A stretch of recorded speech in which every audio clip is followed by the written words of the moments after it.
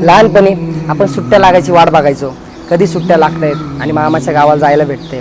तिथं आपले मावस बहीण भाऊ, मामाची मुलं मुली सगळेजण यायचे. म्हणजे ते 2 महिने ना कधी संपावेच नाही असं वाटायचं. काय मज्जा यायची राव, काय दिवस होते ते. म्हणजे एकदा सकाळी शेताकडे गेलं ना डायरेक्ट संध्याकाळीच परत यायचं. झाडावरनं 10 आंबे काढले तर सगळ्यांमध्ये वाटून खायचे. दुपारच्याला मामी सगळ्यांना डब्बा पाठवायचा. म्हणजे तिथं जर पाणी देत असतील उसाला तर तिथंच आंघोळ करायची. तिथंच आपल्या बहिणी कपडे धुत असतील तर त्यांना मध्ये मध्ये डिस्टर्ब करायचं.